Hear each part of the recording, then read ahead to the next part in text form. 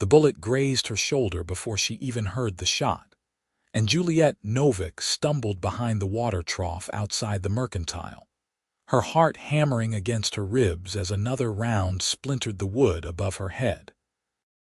She pressed her hand to the wound, feeling warm blood seep through her cotton dress, and wondered if this God-forsaken town of Bozeman, Montana, would be where her journey ended before it had truly begun. It was August of 1884, and she had arrived in this rough frontier settlement only 3 days prior, fleeing a life back east that had become unbearable after her father's death and her stepmother's insistence that she marry a banker twice her age. At 22, Juliette had chosen the unknown dangers of the West over the suffocating certainty of a loveless marriage, but now, crouched behind this trough with outlaws shooting up the main street, she questioned her decision. The shooting stopped as suddenly as it had begun. Juliette heard horses thundering away, then cautious voices emerging from the buildings along the street. She tried to stand, but her legs wobbled, and the edges of her vision began to darken. Strong hands caught her before she hit the ground. When her eyes focused, she found herself staring into the most intense gray eyes she had ever seen. The man holding her wore a dusty brown hat, a worn leather vest over a faded blue shirt, and a bandana around his neck. His face was weathered, tanned from countless hours under the sun, with a strong jaw shadowed by several days of stubble. He could not have been much older than 26 or 27. "You are hurt," he said, his voice low and rough, as if he did not use it often. Without waiting for a response, he lifted her easily into his arms and carried her toward the doctor's office across the street. "I can walk," Juliette protested weakly, but her body betrayed her words. He did not reply, just held her more securely against his chest. She noticed how carefully he moved, as if she were something precious that might break. In the chaos and fear of the past few minutes, that gentleness struck her deeply. The doctor, an older man named Samuel Hendricks, took one look at her shoulder and immediately began preparing his instruments. The silent cowboy laid her on the examination table with the same careful attention, then stepped back. But he did not leave. Instead, he positioned himself by the door, his hand resting on the gun at his hip, watching the street through the window. Dr. Hendricks cleaned the wound, and Juliette bit her lip to keep from crying out. "You are fortunate, miss," he said. "The bullet went clean through. Just need to bandage it proper and you will heal fine, though it will hurt for a spell." "Thank you, doctor," she managed, her voice strained. As Hendricks worked, she found her gaze drifting to the cowboy by the door. He stood perfectly still, his posture relaxed yet alert. Something about him commanded attention without demanding it. When he turned his head slightly, checking the other direction of the street, she noticed the strong line of his profile, the way his jaw tensed as he scanned for threats. "Those were the Cassidy boys," Dr. Hendricks muttered as he wrapped bandages around her shoulder. "Been terrorizing towns from here to Wyoming territory. 3rd time this month they have hit Bozeman. Sheriff's posse never seems to catch them." The cowboy's expression did not change, but Juliette saw his fingers flex near his gun. When the doctor finished, Juliette sat up slowly, testing her shoulder. The pain was sharp but manageable. "How much do I owe you, Dr. Hendricks?" $2 should cover it. She reached for the small purse at her waist, grateful she had kept it close during the shooting. As she counted out the coins, she became aware of the cowboy's eyes on her, not in an improper way but with an intensity that made her skin warm. When she glanced at him, he looked away quickly, but not before she caught something in his expression that she could not quite name. Concern, perhaps. Or curiosity. "Where are you staying, miss?" Dr. Hendricks asked. "You should not be alone tonight. That shoulder needs rest." "The boarding house on 3rd Street," she replied. "Mrs. Patterson's place." I know it. Decent establishment. He looked past her to the cowboy. Yates, would you see Miss Novak? Juliette Novak. Would you see Miss Novak safely to Mrs. Patterson's? Streets are not safe after what just happened. The cowboy, Yates, gave a single nod. He moved to Juliette's side and offered his arm. She hesitated only a moment before taking it, and they stepped out into the dusty street together. The town was slowly returning to normal. Shop owners swept broken glass from their doorways. A group of men had gathered outside the saloon, talking in agitated voices about the robbery. The Cassidy gang had hit the bank, made off with nearly $3,000, and shot up the street to keep folks from interfering. Juliette had simply been in the wrong place at the wrong moment. They walked in silence, her hand resting lightly on his arm. She was acutely aware of the solid strength beneath the worn fabric of his shirt, the steady rhythm of his steps. Several people nodded to him as they passed, and she realized he was known in town, respected even, though he seemed to keep himself separate from the community. "Thank you for helping me," she said finally, unable to bear the silence any longer. "I do not even know your full name." "Yates Tanner," he replied quietly. His voice had a pleasing quality to it, despite its roughness, like whiskey warming your throat on a cold night. "Well, Mr. Tanner, I am grateful, I thought." She paused, swallowing hard at the memory of those terrifying moments. "I thought I might die in the street." He looked at her then, really looked at her, and the intensity in those gray eyes made her breath catch. There was something profound in that gaze, something that seemed to see past the proper young lady from Boston to the woman beneath, the one who had found the courage to leave everything behind and start anew. He did not speak, but the way he looked at her communicated more than words could have. She saw protection in those eyes and determination, and something else that made her heart beat faster. They reached Mrs. Patterson's boarding house, a well-maintained two-story building with a covered porch. Yates walked her up the steps, and only when they reached the door did he release her arm. "You should rest," he said, his first word since telling her his name. "I will. Thank you again, Mr. Tanner." He touched the brim of his hat, a small gesture that somehow felt significant, then turned to leave. Juliette watched him descend the steps, his boots making soft thuds on the wood. At the bottom, he paused and looked back at her. That gaze again, intense and speaking volumes without sound. Then he continued down the street, and she stood there holding the door frame, wondering why the sight of him walking away created such an unexpected ache in her chest. Mrs. Patterson fussed over her like a mother hen when she saw the bandaged shoulder, insisting Juliette rest in bed and bringing her soup despite her protests that she could come down to dinner. "You have had a shock, dear," the older woman said firmly, "and you are new to our rough ways here. Let me take care of you tonight." Lying in her small, rented room as evening fell, Juliette found her thoughts returning again and again to Yates Tanner.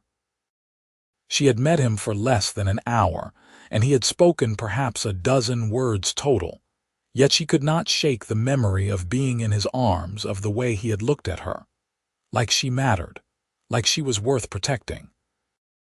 She had never experienced anything like it back east, where men spoke honeyed words but their eyes remained calculating and cold. Yates had barely spoken at all, yet his eyes had held a warmth and sincerity that moved her deeply. The next morning, despite Mrs. Patterson's objections, Juliette insisted on going out. Her shoulder ached, but the bleeding had stopped, and she refused to cower in her room. She had come west to start a new life, and that required courage. She needed to find work, establish herself in the community. Her savings would not last forever. Bozeman was a bustling town, having grown significantly since the arrival of the Northern Pacific Railway 2 years prior. The main street held a bank, 2 saloons, A mercantile, the doctor's office, a church, a hotel, and various other establishments. Beyond the main thoroughfare, residential streets spread out with houses ranging from modest cabins to larger, more prosperous homes. In the distance, the mountains rose majestically against the blue Montana sky. Juliette made her way to the mercantile, thinking perhaps they might need help. The owner, a portly man named Harold Green, was restocking shelves when she entered. "Afternoon, miss. You are the young lady who got shot yesterday, are you not?" News traveled fast in a town this size. "Yes, sir. I am recovered enough to work, though, and I am looking for employment. I wondered if you might need assistance here at the store." Green scratched his beard thoughtfully. "Well now, my wife usually helps me, but her sister took ill over in Virginia City and she has gone to tend her. Could be gone 2 months or more. I suppose I could use someone to mind the counter, help customers, keep things organized. Can you read and cipher?" "Yes, sir. I attended school through age 18 back in Boston."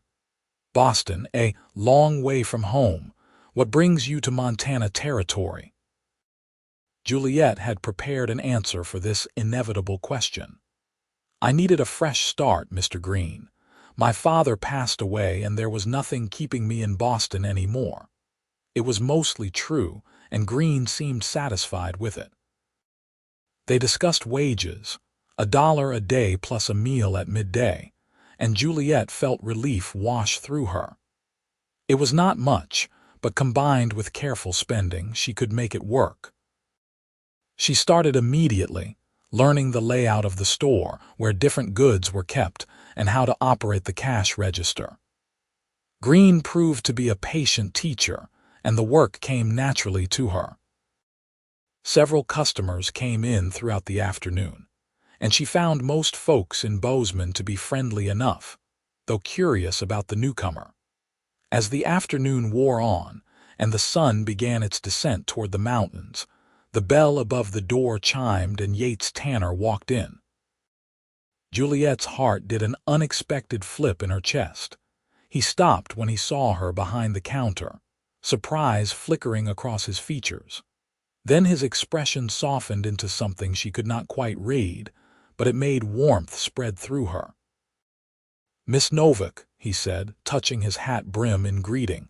"Mr. Tanner, how nice to see you again. You are working here now, as of today, yes. Mr. Green was kind enough to hire me." She smiled at him, and thought she saw color rise slightly in his weathered cheeks, though it was hard to tell.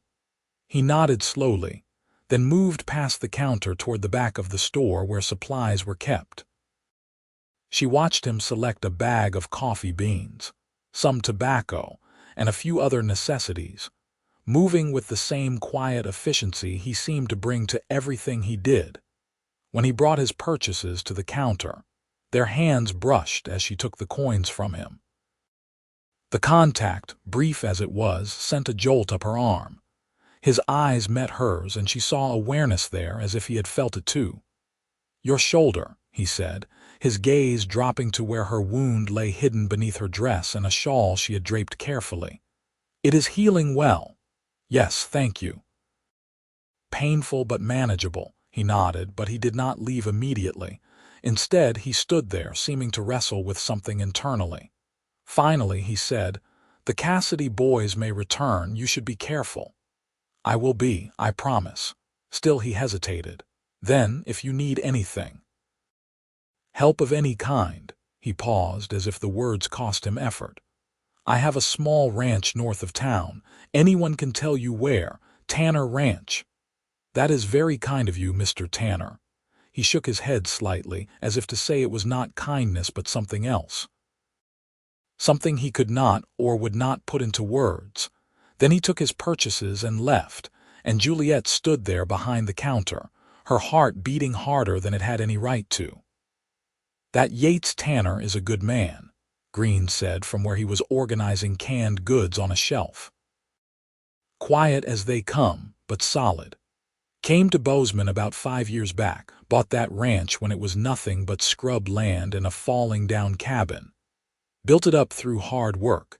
Keeps to himself mostly, but he has helped folks in town more than once. Never asks for anything in return. Juliette absorbed this information, her curiosity about the silent cowboy growing. Does he have family? Not that anyone knows of. I heard tell he was raised in an orphanage somewhere in Kansas, came west as soon as he was old enough, made his own way in the world. Green glanced at her with a knowing look. Seeing as he took care of you yesterday and made a special point to tell you to call on him if needed, I would say he has taken an interest. He was simply being kind, Juliette said, but her cheeks burned. Green chuckled. If you say so, miss. But I have known Yates Tanner for 5 years, and I have never once heard him offer his help so directly to anyone, let alone a young lady new to town. That night, lying in her bed at Mrs. Patterson's boarding house, Juliette replayed every moment of her brief encounters with Yates Tanner. She thought about the way he had looked at her, those gray eyes so expressive despite his silence. She thought about the gentleness with which he had carried her, the protective stance he had taken in the doctor's office, the brush of his hand against hers. She had come west to escape one man's unwanted attention, and yet here she was, her thoughts consumed by another man entirely. But this was different. Yates did not try to possess her or control her. He simply offered protection if she needed it, then stepped back and let her make her own choices. There was a respect in that which touched her deeply.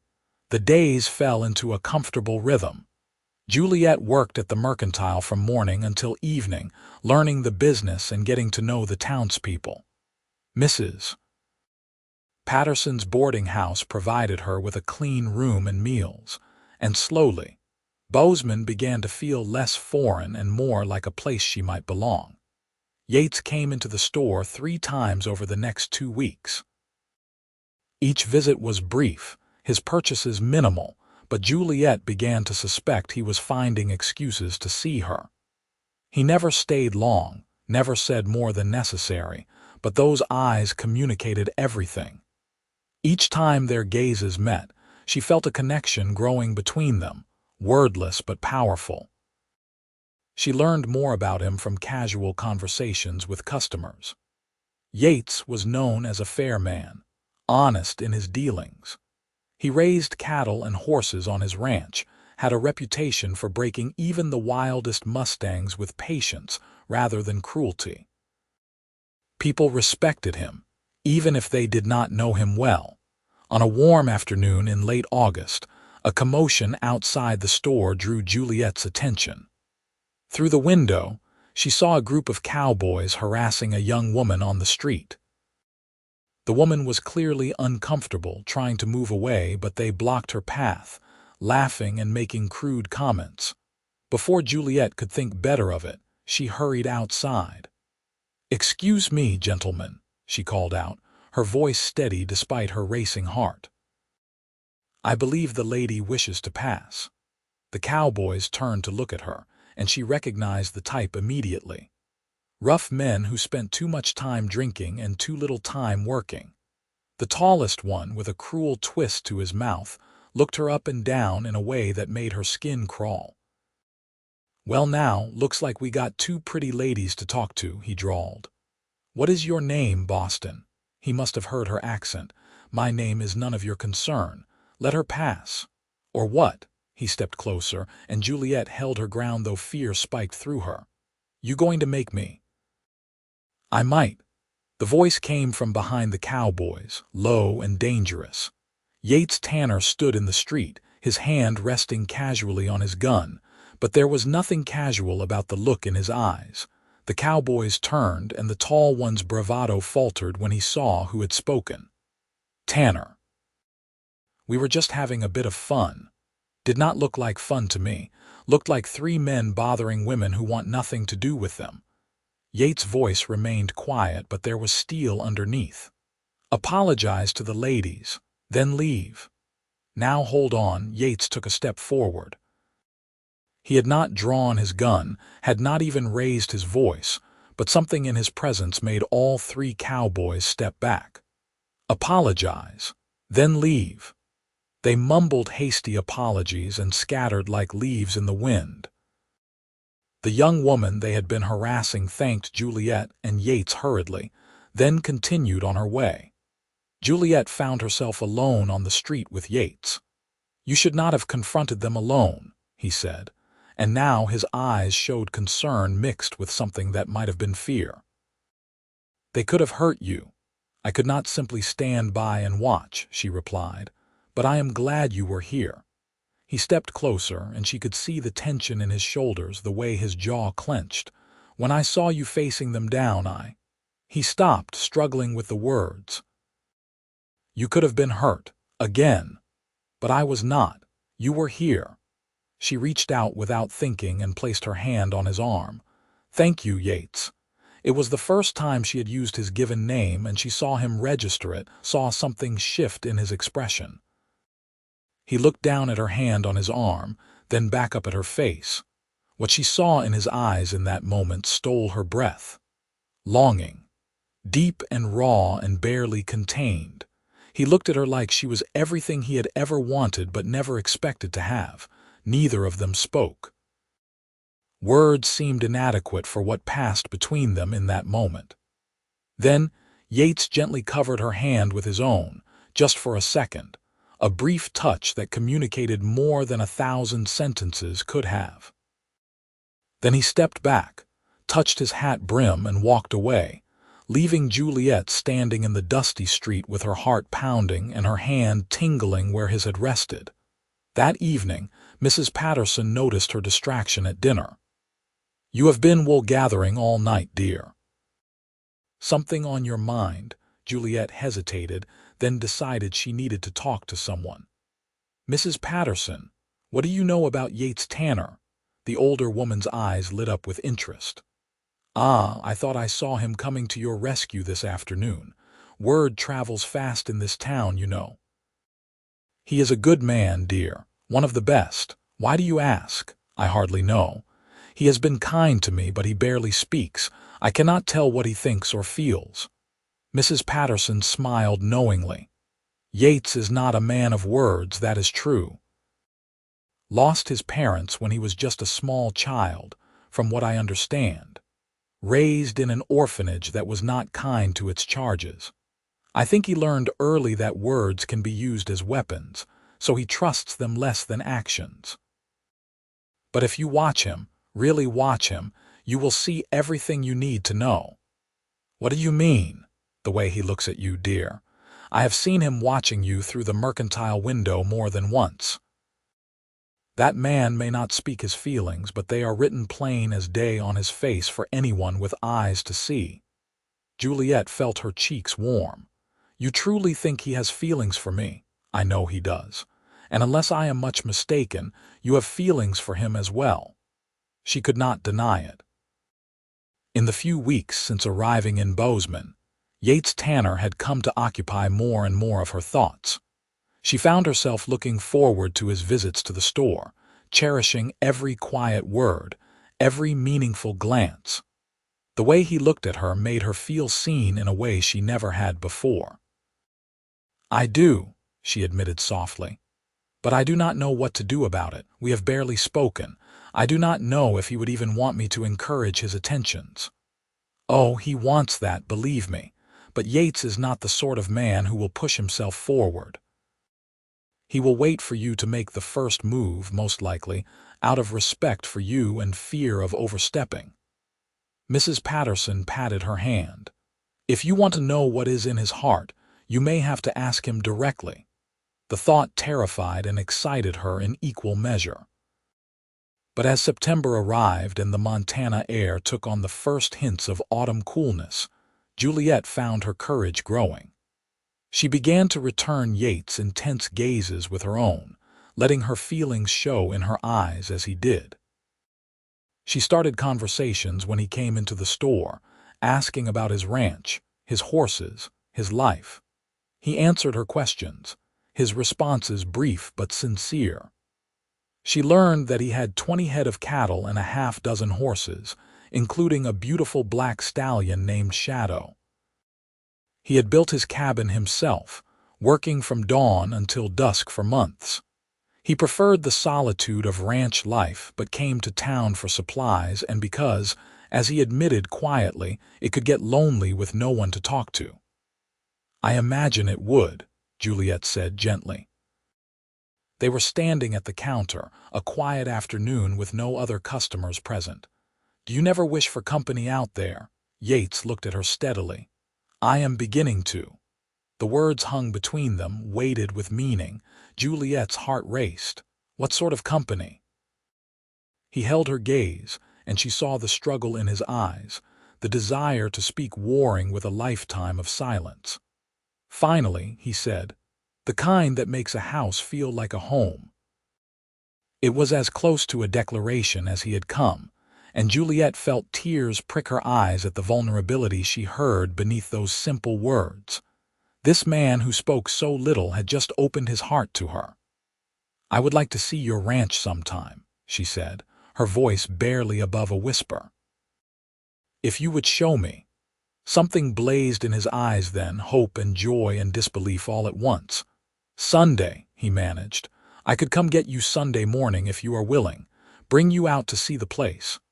"I would like that very much," he nodded, a smile tugging at the corner of his mouth. It was the first time she had seen him smile, and it transformed his entire face, making him look younger and lighter. She smiled back, and for a long moment they simply stood there, grinning at each other like fools until the bell above the door chimed and another customer entered. Sunday morning dawned clear and beautiful.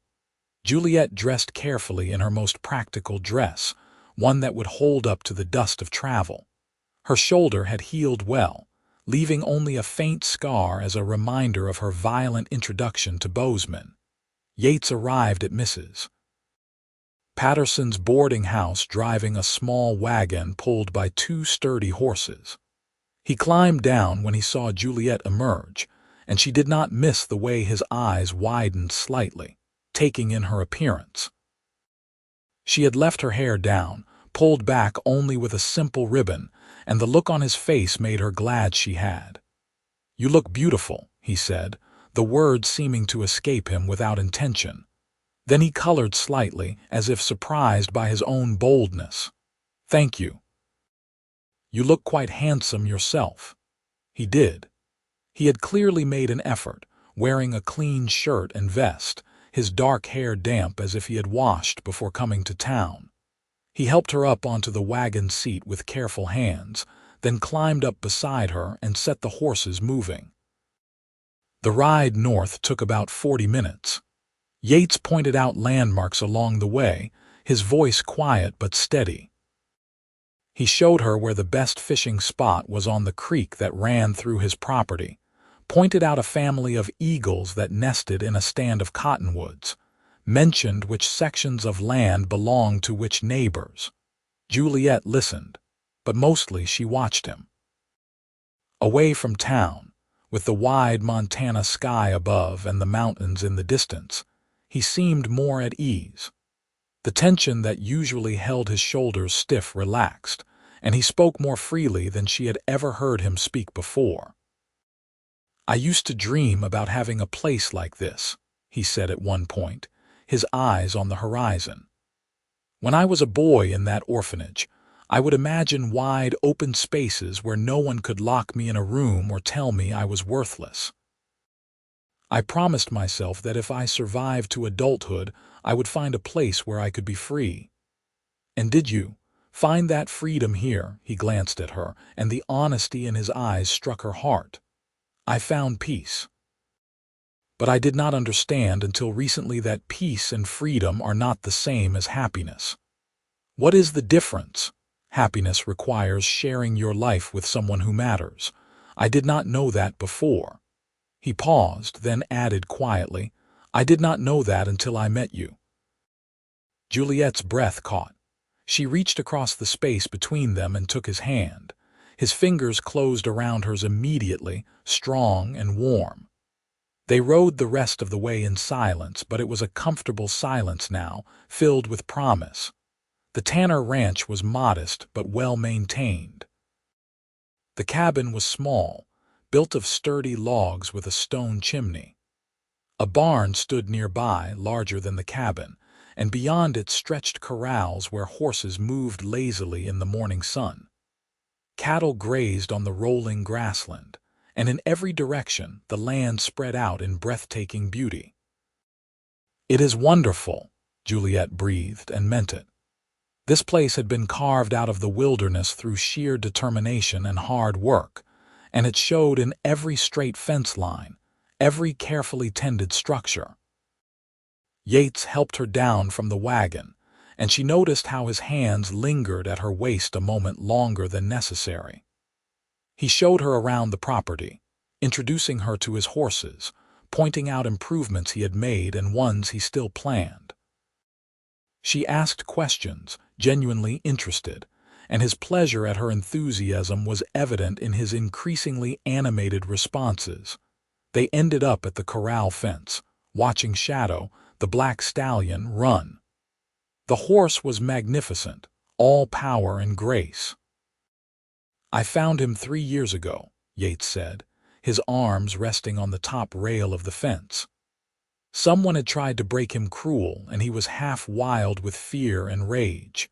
Took me 8 months to earn his trust, but now he follows me like a dog." "You have a gift with broken things," Juliette said softly, thinking of herself, how Yates had made her feel safe when she was hurt and frightened. He turned to look at her, understanding in his eyes. "You are not broken, Juliette."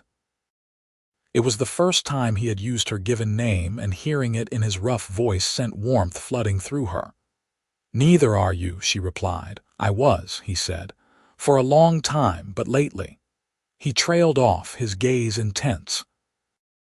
"Lately I have started to feel like maybe I could be whole again. Because of me," she whispered, "because of you." She turned to face him fully, her back against the fence rail. "Yates, I need you to understand something. I came west to escape a man who saw me as property, as something to own. I will never let anyone treat me that way again. I would never, I know," she interrupted gently. "That is why I am falling in love with you." The words hung in the air between them. Yates went completely still, his eyes wide with shock and something that looked like wonder. "You are?" "Yes." "I know we have not known each other long, but I cannot seem to help it. The way you look at me, Yates. The way you protect me but never try to control me. The way you communicate more with a single glance than most men do with 1,000 words. I have never felt this way about anyone." He closed the distance between them in 2 strides, his hands coming up to cup her face with a tenderness that made her want to weep. "I fell in love with you the moment I caught you in the street," he said, his voice rough with emotion. "I held you in my arms and something inside me just knew. You were what I had been missing. You were home." Then he kissed her, and Juliette felt the world fall away. His lips were gentle at first, asking permission, and she granted it by rising on her toes and winding her arms around his neck.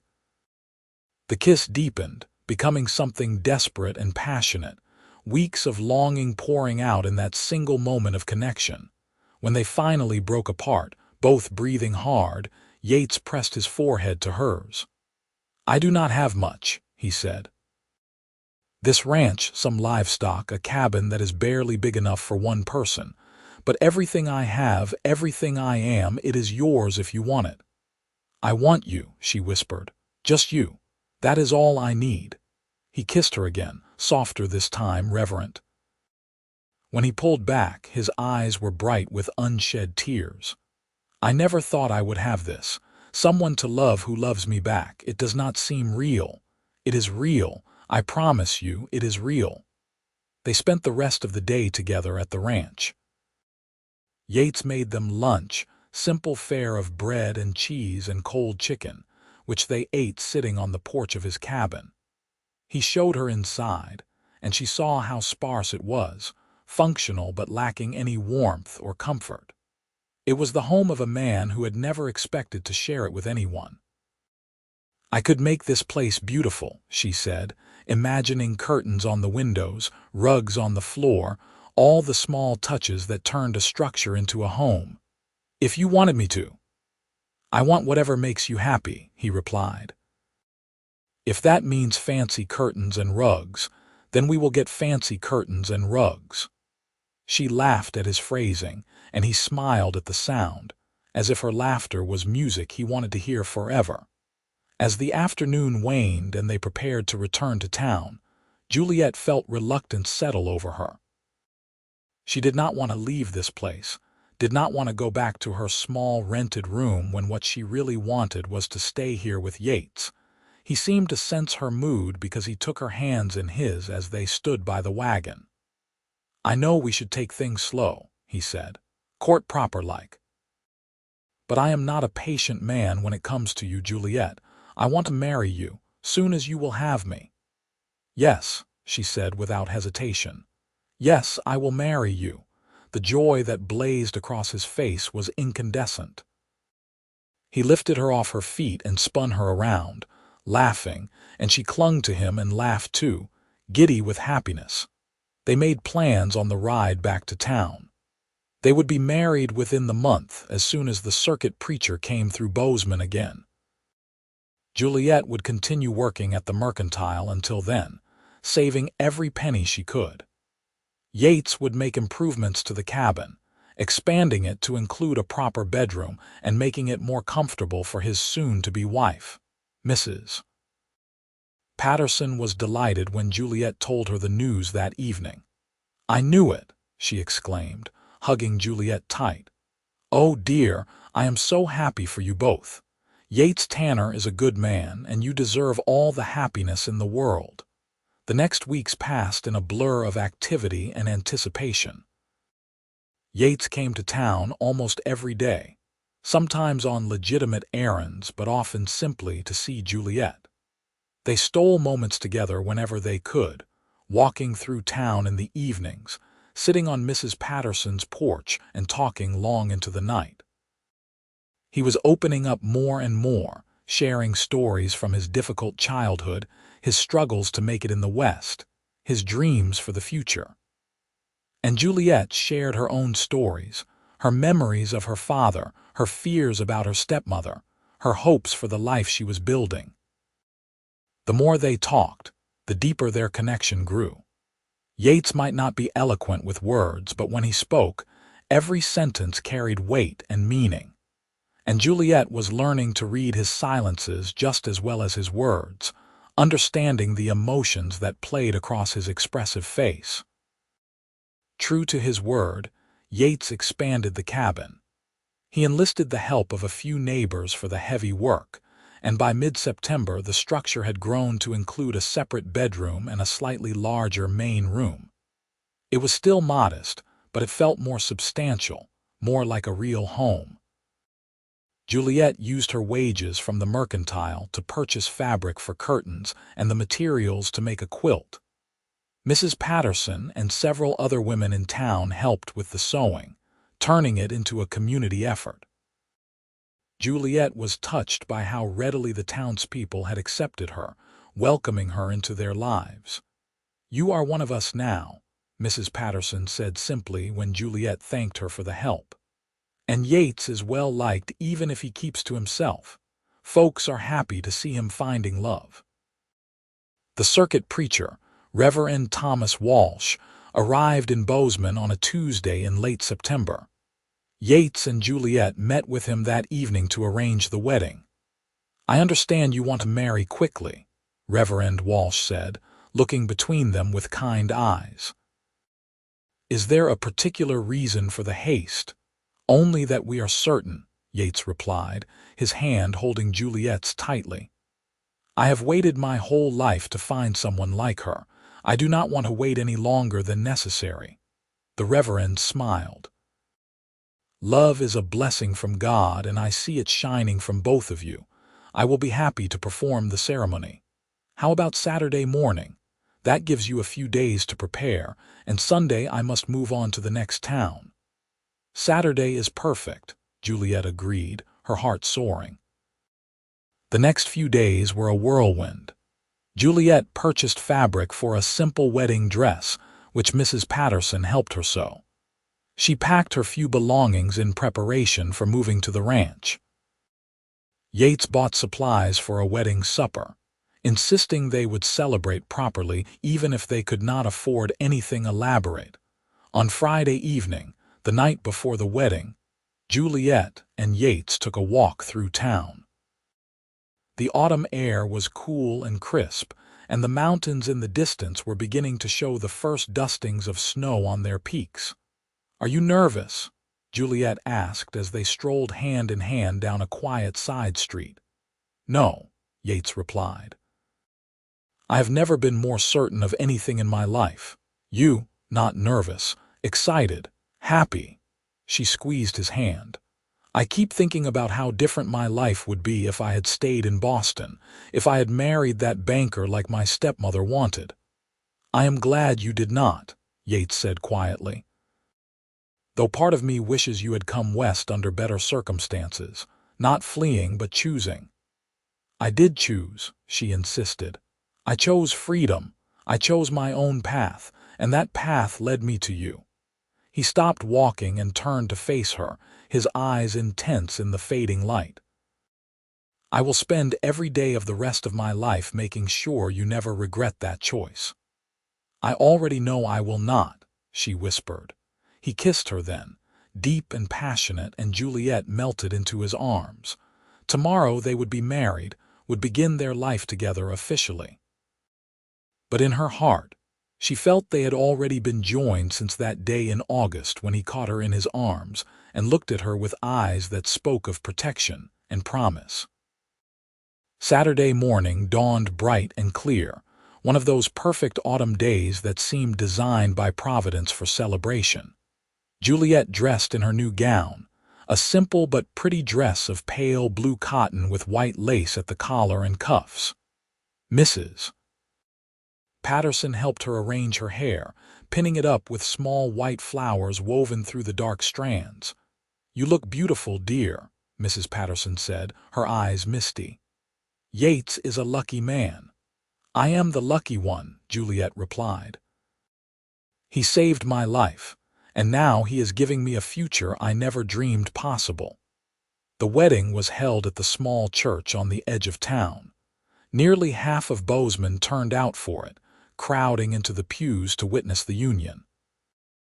Juliette was touched by the support, by the genuine happiness she saw on the faces around her. But all of that faded when she walked down the short aisle and saw Yates waiting for her at the front of the church. He wore his best clothes, his dark hair neatly combed, but it was his face that captured her attention. The way he looked at her as she approached stole her breath. Pure love shone from his eyes, along with awe and devotion and a kind of desperate gratitude, as if he could not quite believe this was really happening. She took his hand when she reached him, and his fingers closed around hers tightly. They faced Reverend Walsh together. The ceremony was traditional and brief. When the Reverend asked if they took each other as husband and wife, both Yates and Juliette responded with firm, clear voices. Yates slipped a simple gold band onto her finger, one he had purchased from a jeweler in town, and Juliette did the same for him, her hands trembling slightly with emotion. "I now pronounce you husband and wife," Reverend Walsh declared. "You may kiss your bride." Yates cupped Juliette's face in his hands and kissed her with a tenderness that made several women in the congregation sigh audibly. When they broke apart, both were smiling so widely their cheeks hurt. They walked back down the aisle together as everyone applauded, and Juliette felt like her heart might burst with joy. Outside the church, well-wishers surrounded them, shaking Yates' hand and hugging Juliette, offering congratulations and blessings. Mr. Green from the Mercantile had offered his large backyard for the wedding supper, and people had contributed food and drink for a feast. Tables were set up outside, laden with dishes both simple and elaborate. Someone had brought a fiddle and another person a guitar, and soon music filled the air. Juliette and Yates moved through the celebration in a daze of happiness. She had worried that the silent cowboy might be uncomfortable with so much attention, but he seemed perfectly content as long as she was at his side. He kept her hand in his constantly, as if afraid she might disappear if he let go. "I never had this," he said to her at one point, his voice thick with emotion as he looked around at the gathered townspeople. "Family, community, people who cared. I always thought I did not need it, but I was wrong, having you and having this." He gestured at the celebration around them. "It is more than I ever imagined." "You deserve all of it," she told him firmly. "You deserve love and happiness and people who care about you. Do not ever doubt that." He kissed her forehead gently, and she leaned into him, feeling safe and cherished and utterly content. As evening fell, they prepared to leave for the ranch. People threw rice and called out good wishes as Yates helped Juliette up onto the wagon, which someone had decorated with ribbons and wildflowers. They rode out of town with laughter and music following them, and Juliette looked back only once, waving goodbye to the life she had known for the past few months. "Ready to go home?" Yates asked, and her heart swelled at the word, home. "Yes," she said, "I am ready." The ride to the ranch was peaceful, the stars beginning to emerge in the darkening sky. Yates kept one arm around her shoulders as he drove, and she leaned against him, perfectly content. When they arrived at the cabin, Yates insisted on carrying her over the threshold despite her laughing protests. He set her down gently in the main room, and she looked around with new eyes. This was her home now. Their home. Yates lit lamps, filling the space with warm, golden light. Then he turned to her, and the intensity in his gaze made her shiver with anticipation. "I love you," he said, the words coming easier now with practice. "I will love you until the day I die, Juliette." "I love you too," she whispered. He closed the distance between them and kissed her deeply. And Juliette let herself fall into the moment, into him, knowing she was exactly where she belonged. Their wedding night was everything Juliette had hoped for and more. Yates was gentle and patient, taking his time, making sure she felt safe and loved. The passion between them was real and powerful, but it was tempered with tenderness and care. Afterward, lying in his arms in the darkness of their bedroom, Juliette felt a peace settle over her that she had never known before. "Are you happy?" Yates whispered, his fingers tracing idle patterns on her shoulder. "Happier than I have ever been," she replied honestly. "You?" "I did not know it was possible to feel this way," he said. "Complete, like all the broken pieces inside me have finally been put back together." She turned in his arms to face him, barely able to make out his features in the darkness. "We will build a good life here, Yates. Together." "Together," he echoed, and kissed her once more before they drifted off to sleep, wrapped in each other's arms. The following weeks were a period of adjustment as Juliette settled into life on the ranch. She rose early with Yates, learned the rhythms of ranch work, and slowly transformed the cabin into a proper home.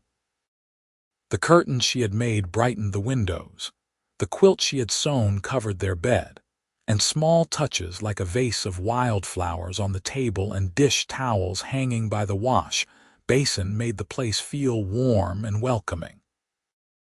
She learned to cook on the wood stove, with varying degrees of success at first, but Yates never complained. He ate everything she made with apparent enjoyment, always thanking her for the meal.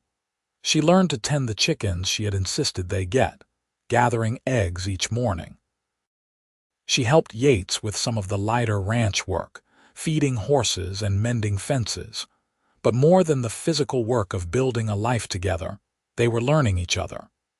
Yates continued to be a man of few words, but Juliette discovered she did not mind. She had become fluent in the language of his glances and touches, understanding the emotions behind every look. And when he did speak, she cherished each word, knowing they were given deliberately and with meaning. They fell into comfortable routines. Each morning, Yates would wake before dawn and hold her for a few precious minutes before rising to start his chores. Each evening, they would sit together on the porch and watch the sunset, his arm around her shoulders, her head resting against his chest. At night, they came together with passion and tenderness, their connection deepening with each passing day. October arrived, bringing cooler weather and the first hints of the harsh winter to come. Yates worked long hours cutting and storing hay for the livestock, chopping wood for the stove, making sure everything was prepared. Juliette helped where she could and spent her indoor time preserving vegetables and meat, stocking their larder for the months ahead. One afternoon in mid-October, Yates came back from town with news that made Juliette's blood run cold. "They caught one of the Cassidy boys," he said grimly. "Shot him trying to rob a bank in Virginia City. Before he died, he told the sheriff that the gang was planning to hit Bozeman again. Seems they did not get as much as they wanted last time, and they know the bank restocked." "When?" Juliette asked, her hand instinctively going to her shoulder where the scar from their first raid remained. "Soon. Maybe within the week. Sheriff is putting together a group of men to stand watch, try to catch them in the act. He asked me to help." Fear clutched at Juliette's heart. "Yates, no. Those men are dangerous. You could be killed." He came to her and took her hands in his. "I know you are scared. But I cannot stand by and let them terrorize this town again. They shot you, Juliette. They could have killed you. I have to help stop them." She wanted to argue, to beg him not to go, but she saw the determination in his eyes and knew it would be useless. This was who he was, a man who protected those who could not protect themselves. It was one of the things she loved about him. "Promise me you will be careful," she said, her voice shaking. "Promise me you will come home to me." "I promise," he said, and kissed her forehead. "Nothing could keep me from coming back to you." The next few days were tense. Yates spent his nights in town with the other men, watching the bank and surrounding businesses. Juliette stayed at the ranch, unable to sleep properly without him beside her, jumping at every sound. During the days, Yates would return home for a few hours to handle the most urgent ranch work, but he was clearly exhausted. On the fourth night of the watch, the Cassidy gang struck. Juliette learned about it when Mr. Green came riding up to the ranch at dawn, his face grave. "There was a shootout," he said without preamble. "The gang tried to rob the bank last night. The men were ready for them." "Yates!" Juliette's voice came out as a whisper, terror freezing her lungs. "He is alive," Green said quickly, "but he is hurt. Took a bullet to the side. Dr. Hendricks has him at the office now." Juliette did not wait to hear more. She ran to the barn, saddled one of the horses with shaking hands, and rode toward town faster than she had ever ridden in her life. The journey that usually took 40 minutes passed in a blur, and she barely remembered reaching Bozeman. She burst into the doctor's office to find Yates lying on the examination table, his shirt removed, a bandage wrapped around his torso. His face was pale, but his eyes were open, and when he saw her, relief flooded his features. "Juliette," he breathed. She rushed to his side, tears streaming down her face. "You promised," she sobbed. "You promised you would be careful." "I am alive," he said, reaching up to touch her cheek with a trembling hand. "It is not as bad as it looks." "The bullet went through clean," Dr. Hendricks confirmed. "Missed anything vital. He will need rest and time to heal, but he should be fine." Juliette collapsed into the chair beside the table, her whole body shaking with relief and residual fear. "Do not ever do that to me again," she said fiercely. "I will not," Yates promised. I am sorry I scared you."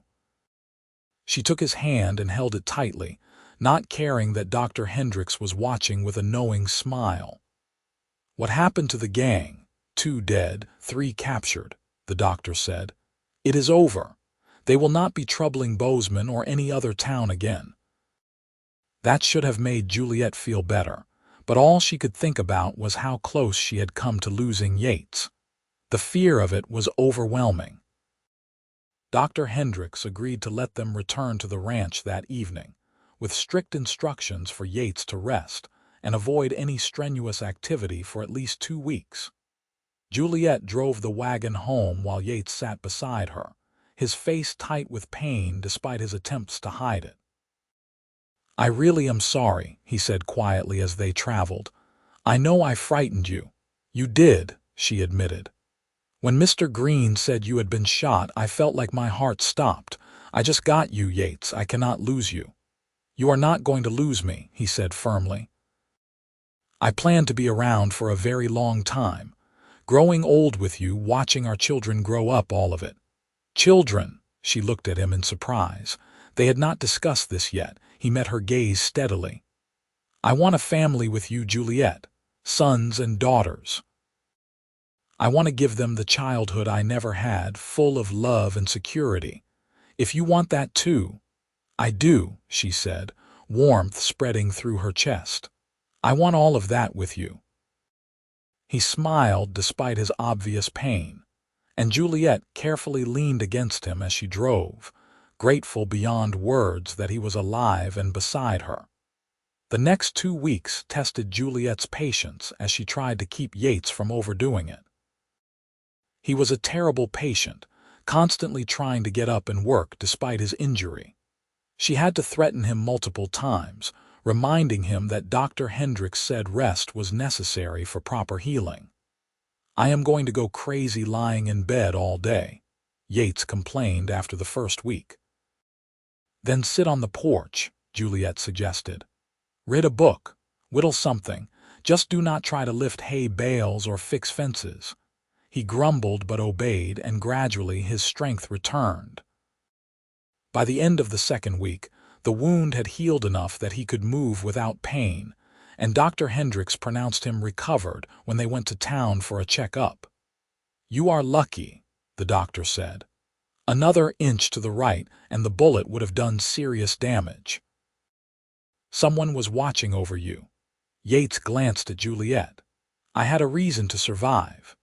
As autumn deepened into early winter, life at the ranch settled into a peaceful routine once more.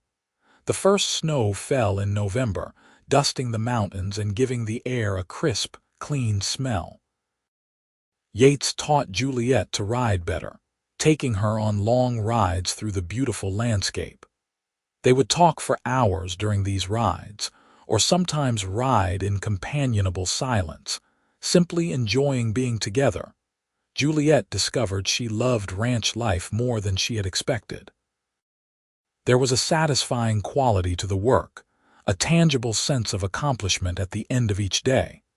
And she loved being out here with Yates, away from the complications and expectations of town life. This was their own little world, built by their own hands. In December, Juliette realized her monthly courses had not come.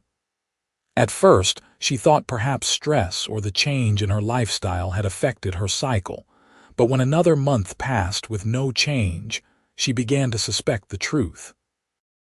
She told Yates on a cold evening in early January as they sat by the fire. He was mending a bridle and she was sewing a shirt for him when she simply blurted out, "I think I might be pregnant." His hand stilled on the leather. Slowly he looked up at her, his eyes wide. "You think or you know?" "I am fairly certain," she said, setting down her sewing with trembling hands. "I wanted to wait until I was sure before saying anything, but I cannot keep it to myself any longer." Yates set aside the bridle and moved to kneel in front of her chair, taking her hands in his. "How do you feel about it?" "Scared," she admitted, "but happy too. What about you?" His eyes were suspiciously bright. "I am terrified and thrilled at the same time. A baby, our baby." He shook his head in wonder. I am going to be a father. Are you ready for that? I do not know if anyone is ever truly ready, he said honestly. But I want this, Juliette. I want to build a family with you more than I have ever wanted anything. She cupped his face in her hands and kissed him softly. Then we will figure it out together. Dr. Hendricks confirmed the pregnancy a week later when they went to town. He estimated the baby would arrive in late summer, probably August. You are healthy and strong, he told Juliette. I see no reason why you should not have a smooth pregnancy and delivery. Just take care of yourself and do not overdo it. The news spread through Bozeman quickly, and Juliette was touched by the outpouring of support from the townspeople. Women she barely knew offered advice and hand-me-down baby clothes. Mrs. Patterson wept with joy and immediately began knitting blankets and tiny booties. Even Mr. Green gave her a raise at the mercantile, though she had stopped working there after the wedding, saying he wanted to help with the baby expenses. As winter held Montana in its icy grip, Juliette and Yates prepared for their growing family. Yates began building a cradle during the long evenings, working the wood with careful hands. Juliette sewed baby clothes from soft fabric, imagining the little person who would soon wear them. The pregnancy was not always easy. Juliette experienced morning sickness that left her exhausted, and as the months passed and her belly grew, simple tasks became more difficult. But Yates was endlessly patient and supportive, taking over more of the household chores without complaint, making sure she rested when she needed to. You are going to be an amazing father, she told him one evening in early spring as she watched him work on the cradle. He looked up from his carving, a soft smile on his face. I hope so. I want to do right by this child, give them everything I never had. You will, she assured him. You have so much love to give, Yates. Our baby is lucky to have you as a father. He came to where she sat in the rocking chair he had surprised her with last week and knelt beside her, placing his hand gently on her swollen belly. And lucky to have you as a mother. The baby kicked against his hand, and Yates' face transformed with wonder. Did you feel that? The baby has been active all day, Juliette laughed. I think we have a fighter on our hands. Good, Yates said firmly. This world requires fighters, but we will make sure our child never has to fight alone. As Juliette's due date approached, Yates became increasingly protective. He insisted she stay close to the house, helped her with everything, and fretted over every small discomfort she experienced. It was simultaneously touching and slightly exasperating. I am not made of glass, she told him with amusement when he tried to stop her from hanging laundry. I know, but I worry, he admitted. What if something happens to you? What if I lose you during the birth? His fear was real and raw, and Juliette's heart ached for him. She took his face in her hands and made him look at her. I am strong, and Dr. Hendricks says everything looks good. I am going to be fine, Yates. We both are. Promise me, he whispered.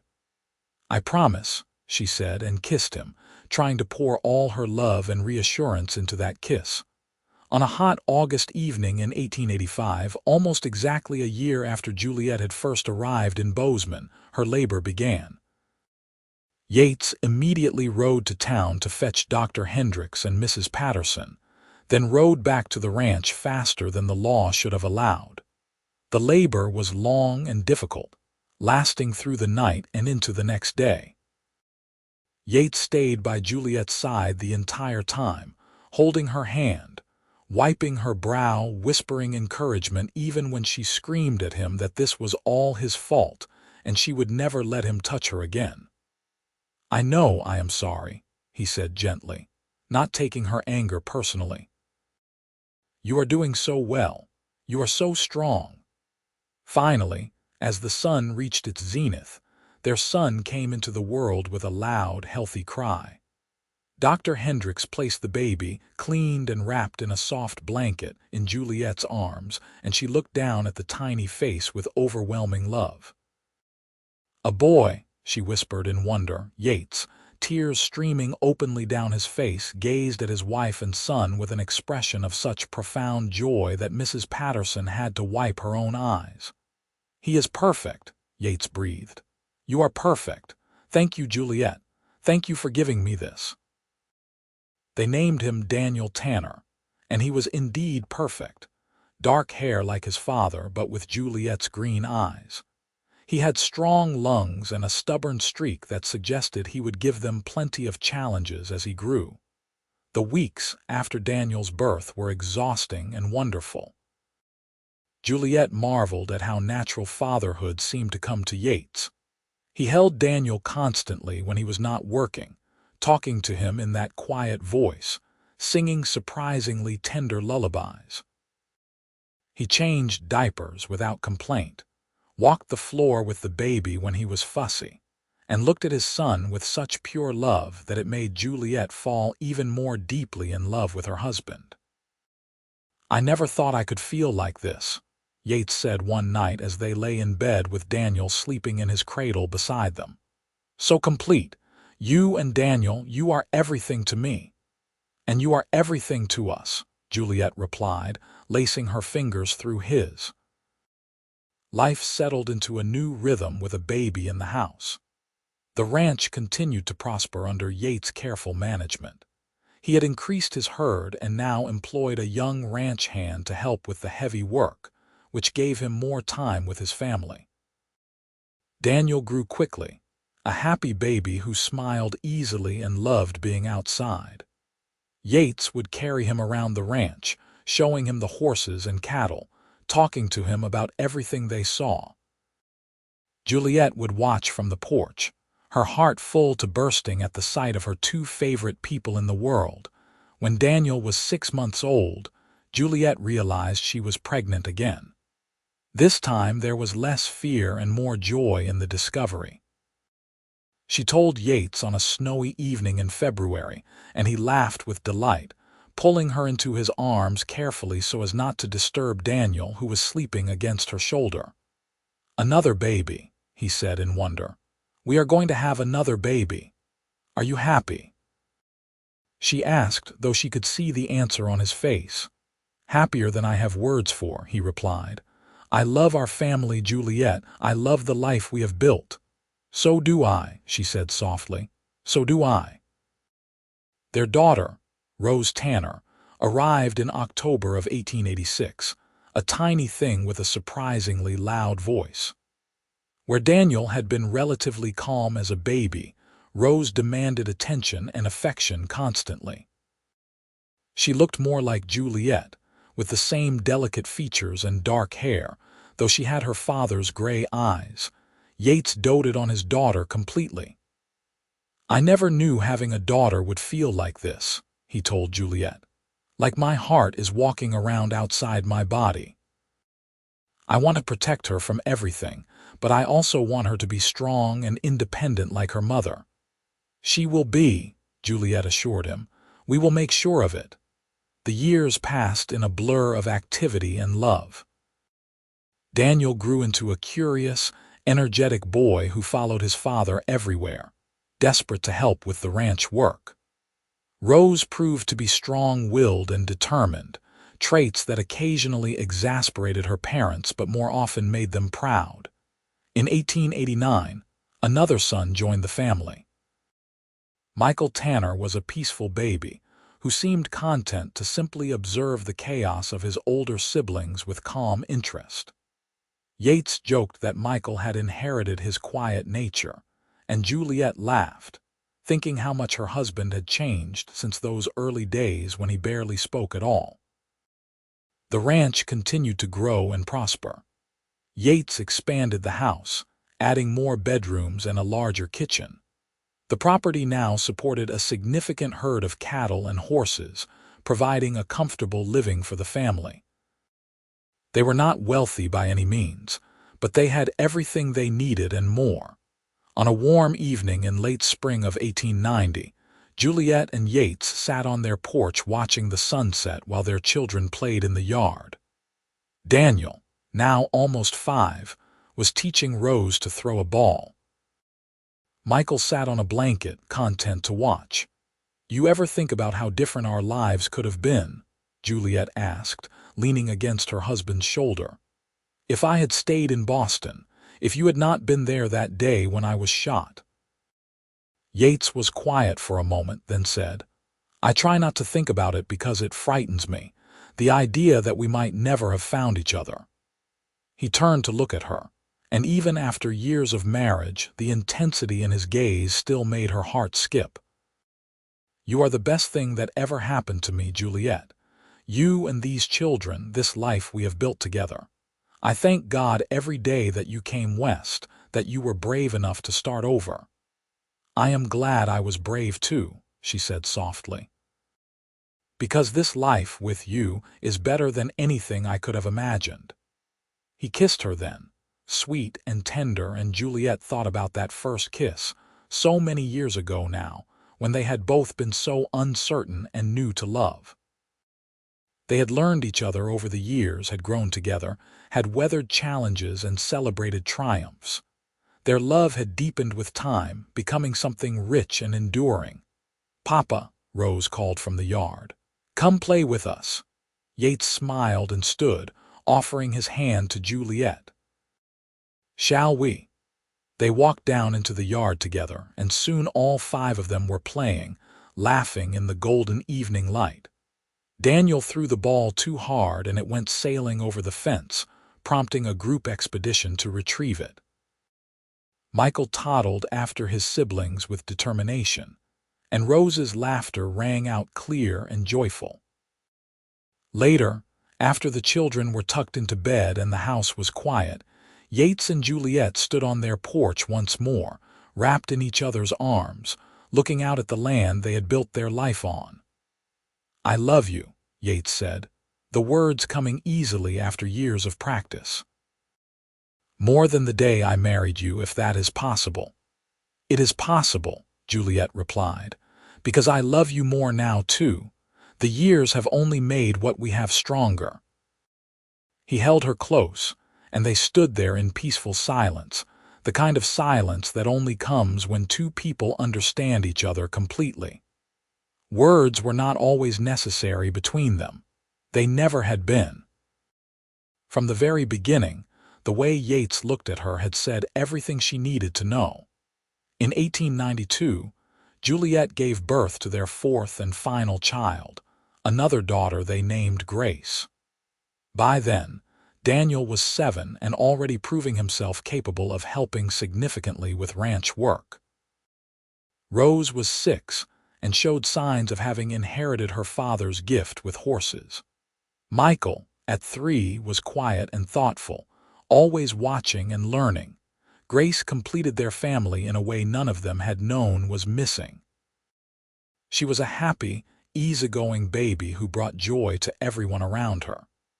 Yates, now in his mid-30s, had grown into his role as father with remarkable grace, dividing his attention equally among all 4 children while never neglecting his wife. "How do you do it?" Juliette asked him one evening after a particularly chaotic day. "How do you manage to make each of us feel like we are the most important person in your world?" "Because you are," he said simply. "Each of you in different ways. You are my heart, Juliette. The children are extensions of that heart. There is room for all of you because my capacity to love grew the moment I met you." Even after years of marriage, he could still say things that made her fall in love with him all over again. As the children grew, the Tanner Ranch became known throughout the region for its quality horses and cattle. Yates' reputation as an honest, skilled rancher brought people from miles around to do business with him. He remained a man of few words in public, but at home with his family he opened up more and more. Daniel, as the oldest, took on increasing responsibilities. He had his father's quiet nature but his mother's warmth, and he was gentle with his younger siblings. Rose proved to be fearless, climbing trees and riding horses with skill that impressed even the ranch hands. Michael was the thinker of the family, always asking questions and figuring out how things worked. And Grace, as she grew from baby to toddler, showed signs of having inherited the best traits of both her parents. On a crisp autumn day in 1894, Juliette stood in her kitchen preparing dinner while the children played outside, and Yates worked with a new horse in the corral. She paused in her work, looking out the window at the scene before her. Her husband, patient and steady, working with the animal. Her children, healthy and happy, playing together. The home they had built, solid and warm. 10 years ago, she had stepped off a train in Bozeman, alone and frightened, running from a life she could not bear. Now she had a life so full of love and purpose that it sometimes overwhelmed her. Yates caught her looking and smiled, that rare, beautiful smile he reserved for his family. Even from a distance, the way he looked at her communicated everything. Love, gratitude, promise. A lifetime of devotion captured in a single glance. She smiled back, her heart full, and returned to her cooking, content in the knowledge that she was exactly where she belonged. The years continued to pass, marked by the small milestones of family life. First days of school, scraped knees, childhood illnesses weathered together. Yates and Juliette grew older, but their love never diminished. If anything, it deepened with each passing year, each challenge overcome, each joy shared. When Daniel turned 16 in 1897, he asked his father about taking on more responsibility with the ranch. They sat together on the porch one evening, just the two of them, and Yates looked at his son with pride. "You have become a fine young man," Yates said. "Your mother and I are proud of you." "I learned from the best," Daniel replied. "You taught me what it means to be a good man, Papa. To work hard, to treat people fairly, to love your family with everything you have." Yates had to clear his throat, emotion threatening to overcome him. "That means more to me than you know, son." "I know how much Mama means to you," Daniel said. "The way you look at her, even after all these years. I want to find that someday. A love like yours." "You will," Yates assured him. "When the right person comes along, you will know, just like I knew the moment I caught your mother in my arms all those years ago."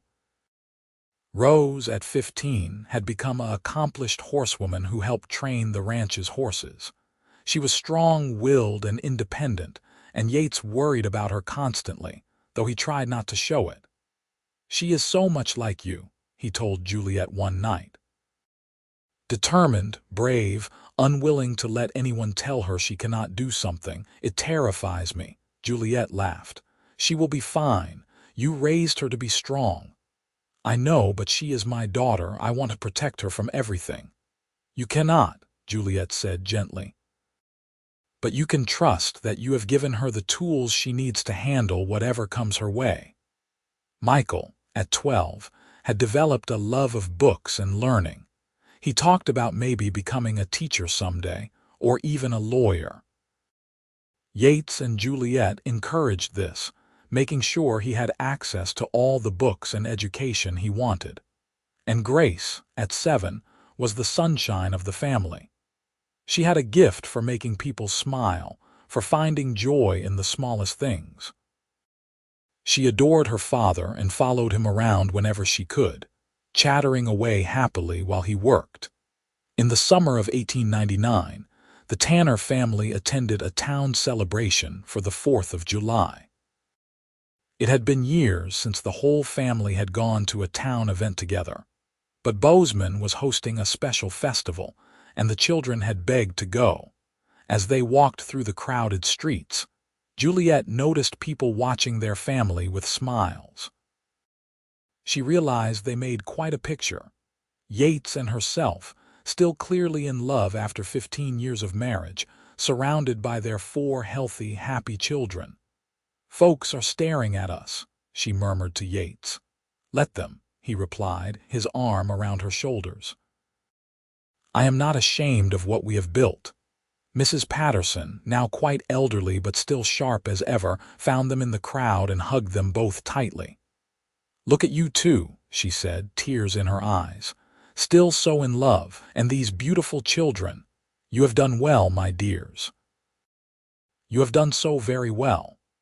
That night, after the fireworks and celebration, after the children had finally fallen asleep exhausted from the day's excitement, Yates and Juliette lay in bed together. 15 years, Juliette said softly. "Can you believe it has been 15 years since we married?" "Best 15 years of my life," Yates replied immediately. "Mine too." She turned to face him in the darkness. "Do you remember that day I got shot? The day we met? Every detail," he said. "The way you looked up at me, frightened but trying to be brave. The way you fit in my arms. The moment I knew my life had changed forever. You barely spoke to me for weeks," she teased gently. "I had no idea you felt that way." "I did not know how to say it with words," he admitted, "but I tried to show you every time I looked at you. Did it work?" "Yes," she whispered. "It worked. The way you looked at me said everything I needed to know. It still does." He kissed her then, deep and passionate, and Juliette marveled at how their desire for each other had not dimmed with time. If anything, the intimacy between them had grown richer, more meaningful. As the new century approached, the Tanner family looked toward the future with optimism. The ranch was thriving, the children were growing into remarkable young adults, and Yates and Juliette's love remained the foundation upon which everything else was built. On New Year's Eve of 1899, they gathered as a family on their porch to watch the sunset, marking the end of one century and the beginning of another. "What do you hope for in this new century, Papa?" Rose asked. Yates looked around at his family, gathered close in the cooling evening air. "I hope that all of you find the same happiness your mother and I found together. I hope the world becomes a kinder place, where love matters more than money and people treat each other with respect. But mostly, I hope we continue to have each other, for as long as possible." "That is a good hope," Daniel agreed. "What about you, Mama?" Michael asked. Juliette smiled. "I hope you all remember that you are loved always, no matter what. And I hope this ranch continues to be a place of peace and joy for our family, for your children someday, and for generations to come." Grace, leaning against her father's side, said, "I hope we never stop having dinner together every night." Everyone laughed at the simple but profound wish from their youngest. As darkness fell and stars began to emerge, the Tanner family stayed on that porch, talking and laughing and simply being together. And Yates and Juliette exchanged glances over the heads of their children, glances that spoke of shared memories, enduring love, and gratitude for the life they had built together.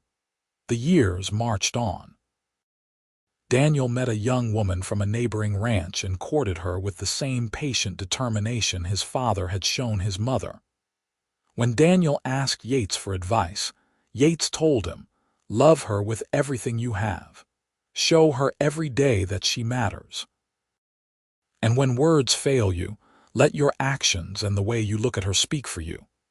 Daniel took that advice to heart and married in 1901.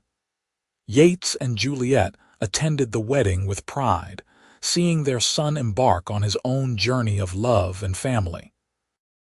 Rose, true to her independent nature, announced at 17 that she wanted to start a horse training business of her own.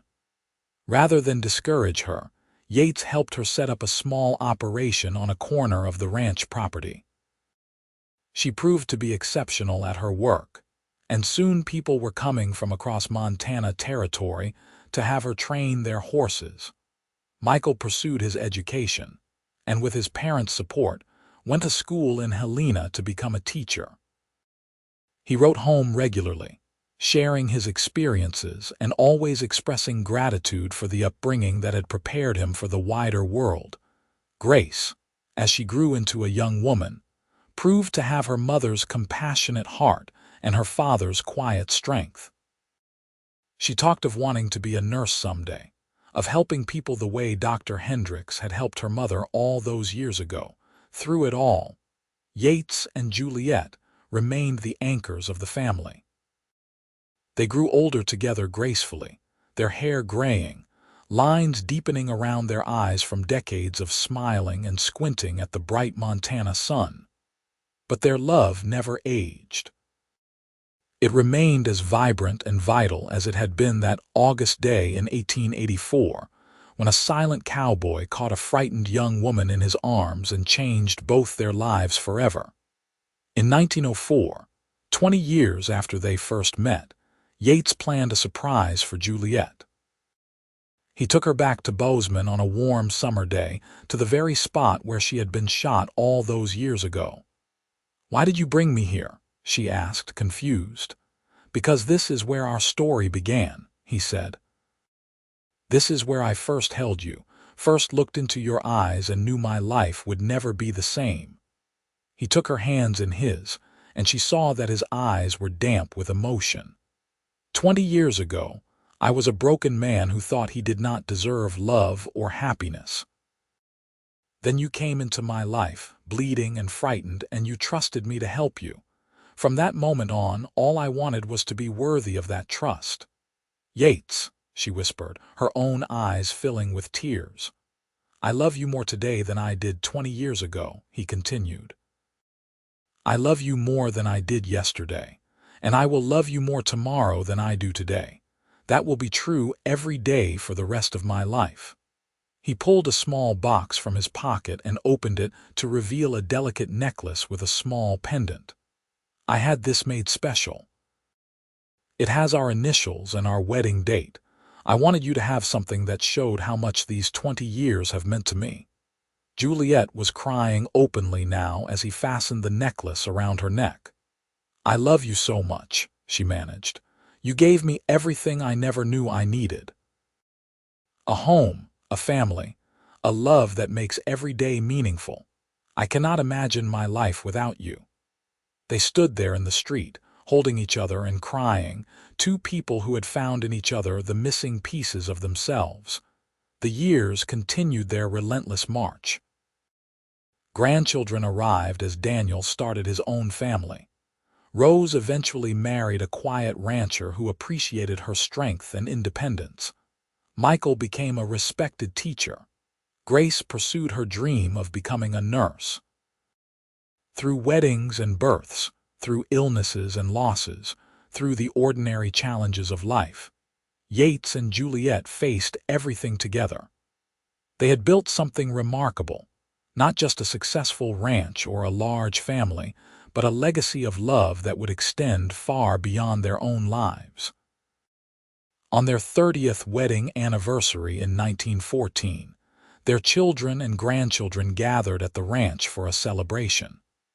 Yates and Juliette, now in their 50s, looked around at the crowd of loved ones and felt overwhelmed with gratitude. "We did well," Yates said to Juliette as they danced together under the stars, just as they had at their wedding so many years ago. "We did," she agreed. "We built something beautiful." "I never knew I could be this happy," he confessed, his arms around her. "I thought I was content before I met you, but I did not understand what I was missing. You taught me that I was worthy of love, that I deserved happiness. You gave me a reason to believe in myself. You gave me freedom," she replied. "You gave me a safe place to become the person I was meant to be. You never tried to control me or diminish me. You just loved me, completely and unconditionally."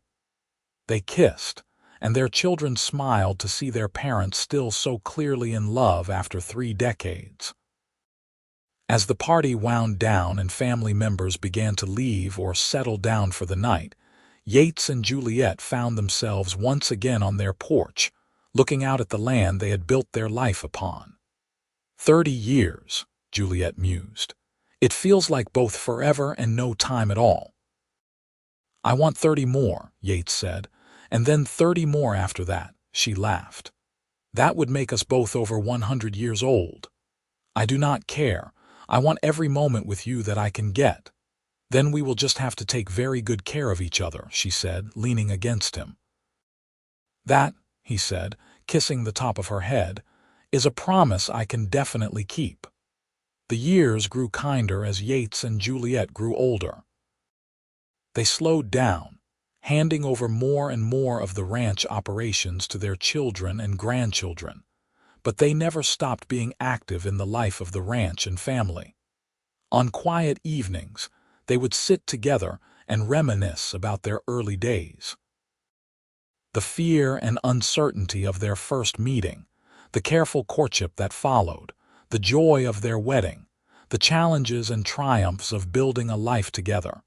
You ever regret it? Yates asked one evening when they were both in their 60s. Choosing this life, choosing me. Juliette looked at him with surprise. Never, not once. Why would you ask that? I just think sometimes about what your life might have been like if you had stayed in Boston. You might have married someone wealthy, lived in comfort and society. I would have been miserable, she said firmly. I chose this life, Yates. I chose you. And I would make the same choice every single day if given the option. You are my home. You always have been. He pulled her close, and she felt his chest shake slightly. When she looked up, she saw tears on his weathered cheeks. I love you, he whispered. I will never stop loving you. I know, she said softly. You told me that the very first time you looked at me. Your eyes said everything I needed to know. In the spring of 1924, 40 years after they had first met, Yates and Juliette celebrated their 64th and 62nd birthdays, respectively. They were both in remarkably good health for their ages, still active and engaged with life.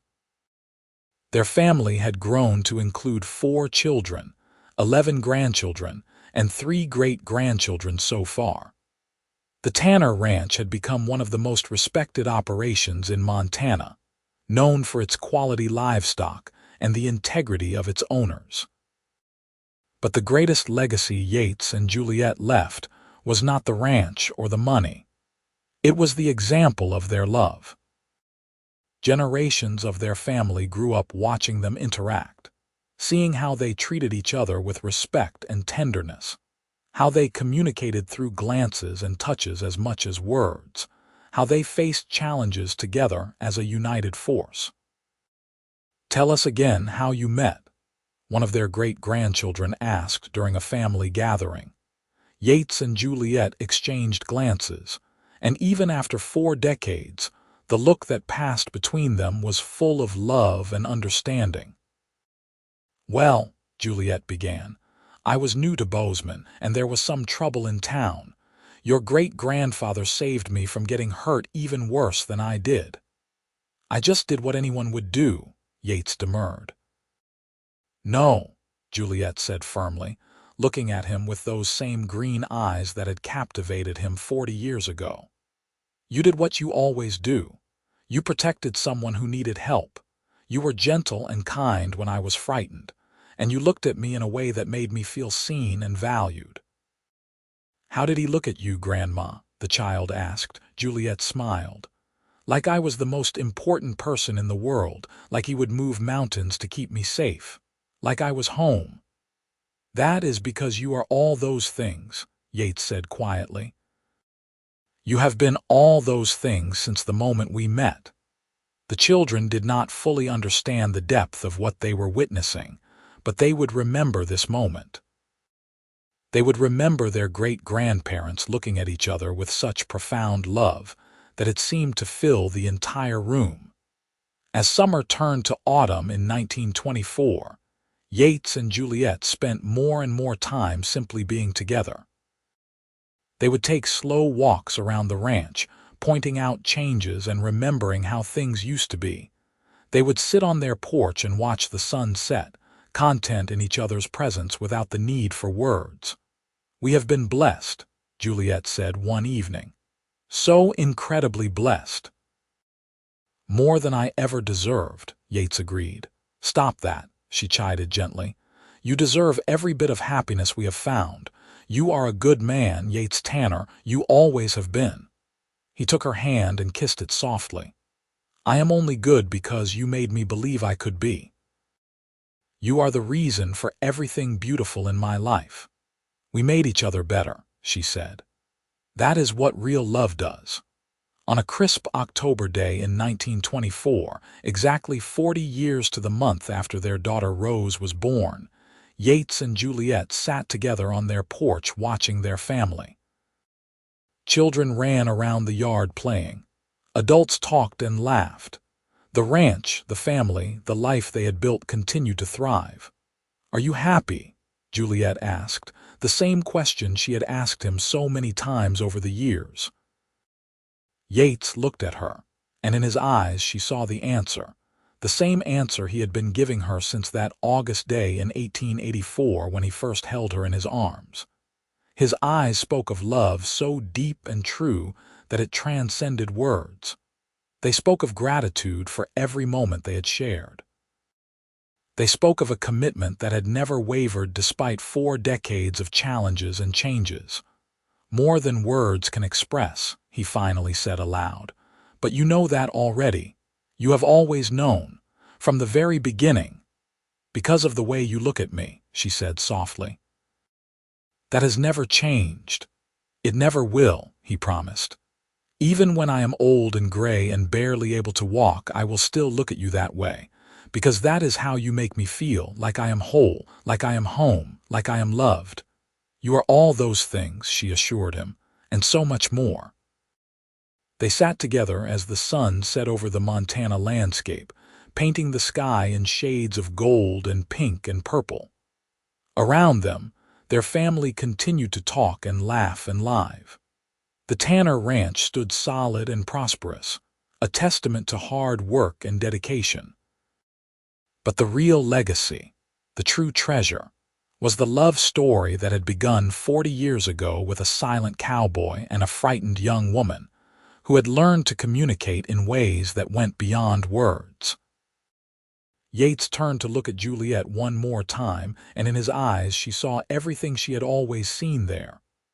Love, devotion, gratitude, promise, a lifetime of emotions captured in a single glance. She smiled and squeezed his hand, and they sat together watching the sunset, content in the knowledge that they had built something remarkable. Not just a ranch or a family, but a love story for the ages. The kind of love that inspired generations.